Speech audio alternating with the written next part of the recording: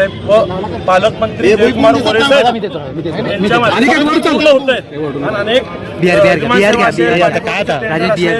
100 buses असतील, ह्या सगळ्या कामांना जी सोलापूरकरांची होती आहे पूर्ण, त्या अनुषंगाने या भारतीय जनता पार्टीला सोलापूरकरांनी इतका मोठा ऐतिहासिक कौल दिलेला आहे। पालकमंत्री जयकुमार गोरे साहेब व शहराच्या अध्यक्षा रोहिणी तडवळकर यांनी आधीच जाहीर केलं होतं की मिशन 75 भारतीय जनता पार्टीने, मला वाटतं आतापर्यंत हाती आलेल्या निकालात 78चा टप्पा पूर्ण झालेला आहे। आणखीनही काही जागा सायंकाळपर्यंत वाढतील अशी खात्री आहे। या विजयासाठी मी भारतीय जनता पार्टीचे सर्व पक्ष पदाधिकारी, सर्वसामान्य कार्यकर्ता, विशेषतः सोलापूर शहरात असलेल्या भारतीय जनता पार्टी विचाराच्या मतदारांचं मनापासून अभिनंदन करतो। हे तुम्हा सर्वांचं यश आहे।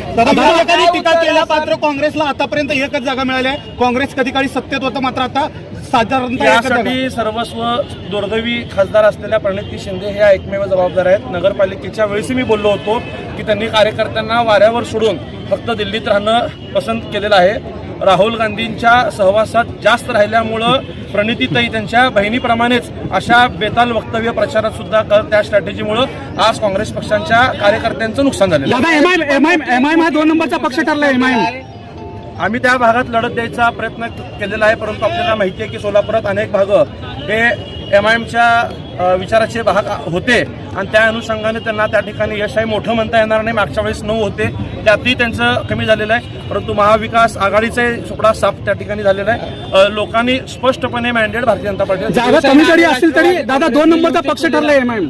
8 जागा आलेल्या आहेत, काय फार त्या 2चं महत्व देताय तुम्ही? 1 करून 8 जागा आलेत, 2 नंबरचं काय महत्व देत नाही? भारतीय जनता पार्टी 80 ते 85च्या फरकाने विरोधी पक्ष त्याही नेतृत्वाने पक्षामध्ये कार्यकर्त्यांना निवडून आणण्यासाठी जी भूमिका घेऊन निवडणूक हाताळायची असते ती न करता स्वतःपुरतं प्रभागातच मर्यादित राहिल्यामुळे त्यांच्या कार्यकर्त्यांचा पराभव झालेला आहे। त्यांच्या कार्यकर्त्यांच्या पराभवाला ते स्वतः इथलं नेतृत्व जबाबदार आहे।